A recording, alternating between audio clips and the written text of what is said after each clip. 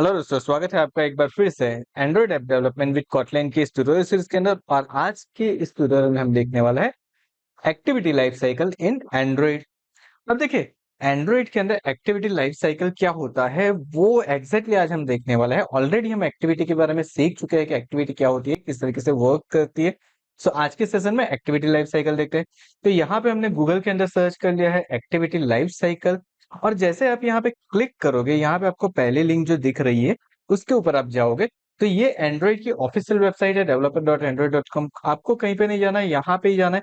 And यहाँ से आपको सारी डिटेल्स मिल जाएगी, जैसे कि लाइफ साइकिल के कॉल बैक कौन कौन से है, किस तरीके से वर्क करते हैं, सारी डिटेल हमें यहाँ पे दी हुई है। तो चलिए हम क्या करते हैं, यहाँ से एक चार्ट उन्होंने लिया हुआ है, एक लाइफ साइकिल को सिंप्लीफाई किया हुआ है एक इल्यूस्ट्रेशन के थ्रू। तो चलिए हम इसको कर लेते हैं open in new tab and यहाँ पे आ जाते हैं।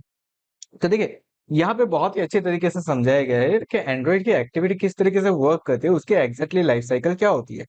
तो सबसे पहले जब भी आप एंड्रॉइड एप्लीकेशन को स्टार्ट करोगे तो यहाँ पे जो सबसे पहली मेथड कॉल होगी वो होगी ऑन क्रिएट मेथड। यानी कि हमारी ऐप क्या हो गई, लॉन्च हो रही है एंड हमारी एक्टिविटी क्रिएट हो रही है। एक्टिविटी क्रिएट होने के बाद क्या होगा, तो वो एक्टिविटी हो गई हमारी स्टार्ट। एंड स्टार्ट होने के बाद क्या होगा, रिज्यूम। अब ये उसकी पूरी एक लाइफ साइकिल है। यहाँ पे ये इस तरीके से वर्क करेगा। अब जैसे ही रिज्यूम फॉर्म में आएगा उसके बाद हमारी एक्टिविटी कैसे हो जाएगी, तो एक्टिविटी रनिंग मोड में आएगी। यानी कि आप उसके ऊपर आप कोई ना कोई टास्क परफॉर्म करोगे। नाउ मान लीजिए कि आप कोई ना कोई टास्क परफॉर्म कर रहे हो and at the same time क्या हो रहा है कि आपकी कोई और एक्टिविटी फोरग्राउंड में आ जाती है। फॉर एग्जांपल, आपको कोई व्हाट्सएप का मैसेज आया है एंड सडनली आपने व्हाट्सएप ओपन किया तो क्या हो गया, आपकी एक्टिविटी जो है वो फोरग्राउंड में आ गई। तो उस टाइम पे क्या होगा, तो उस टाइम पे आपकी जो करंट एक्टिविटी है वो क्या हो जाएगी, पुश।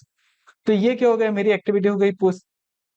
अब मान लीजिए कि आपने क्या किया, आपने व्हाट्सएप क्लोज कर दिया और आपकी एप्लीकेशन वापस ओपन की, तो यहाँ से ये जो पुश हुई एक्टिविटी है वो क्या होगी, वो वापस हो जाएगी ऑन रिज्यूम, क्योंकि हम वापस रिटर्न कर रहे हैं हमारी एक्टिविटी के ऊपर। तो हमारी एक्टिविटी क्या हो जाएगी, तो वहां पे हो जाएगी रिज्यूम।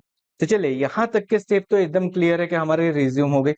अब मान लीजिए कि आपने क्या किया, आपने एक्टिविटी को पुश किया, पुश करने के बाद उसके बाद क्या हुआ, आप कुछ और टाइम के लिए होल्ड पे चले गए, ज्यादा लंबे टाइम के लिए। जैसे कि आप कई बार यूट्यूब के वीडियो देखते हो बट आपने 1 आवर 2 आवर्स तक वो वीडियो वापस रिज्यूम नहीं किया है, आप दूसरे कुछ ऐप के अंदर वर्क कर रहे हो, तो उस टाइम पे क्या होगा, तो उस टाइम पे आपकी एक्टिविटी जो है वो हो जाएगी स्टॉप। ओके, यहाँ पे एक चीज याद रखनी है, आपकी एक्टिविटी क्या हो रही है, स्टॉप हो रही है, यानी कि आपकी एक्टिविटी स्टॉप हो गई।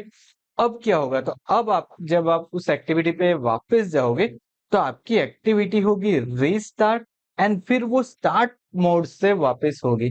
यानी कि यहाँ पे रिज्यूम नहीं होगी, स्टार्ट मोड के। आपने कई बार देखा होगा, आपने कुछ वीडियो ऑन किया है, आपने कुछ लंबे टाइम तक कुछ वर्क नहीं किया, आप वापस जब जाते हो तो आपकी जो यूट्यूब की मेन स्क्रीन है वो आ जाती है वहां पे।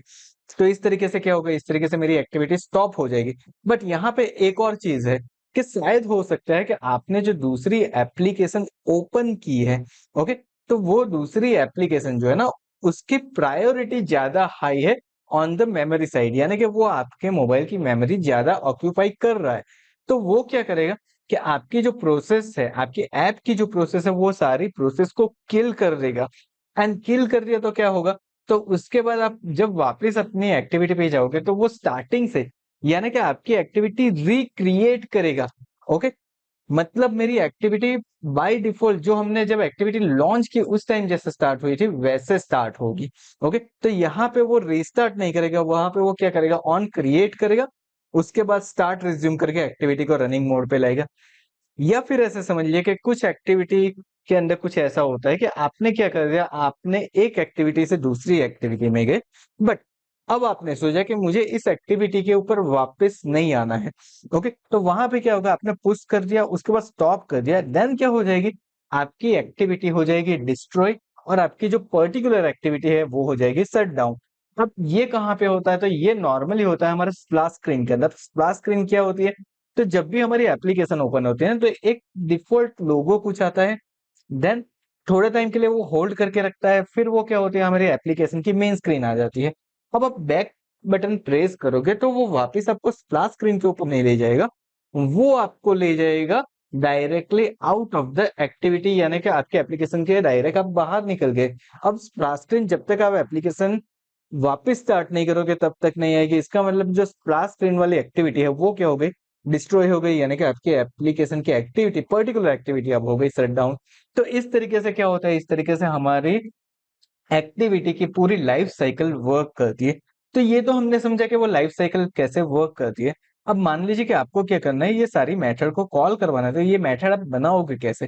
तो हम आ जाते हैं हमारे एंड्रॉइड स्टूडियो के अंदर। एंड एंड्रॉइड स्टूडियो के अंदर आने के बाद हम कोई भी एक एक्टिविटी के अंदर चले जाते हैं। एंड देखिए यहाँ पे ऑन क्रिएट मेथड हमारी बाय डिफॉल्ट आ रही है। वैसे ही अगर मान लीजिए कि मुझे चाहिए ऑन स्टार्ट मेथड या फिर मुझे चाहिए ऑन रिज्यूम मेथड, तो हम क्या करेंगे, यहाँ पे सिंपली लिख देंगे ऑन स्टार्ट। तो देखिए यहाँ पे हमारी मेथड क्रिएट हो जाएगी। अगर आपको चाहिए ऑन रिज्यूम मेथड, तो आप यहाँ पे ऑन रिज्यूम मेथड करोगे तो आपकी रिज्यूम मेथड कॉल हो जाएगी।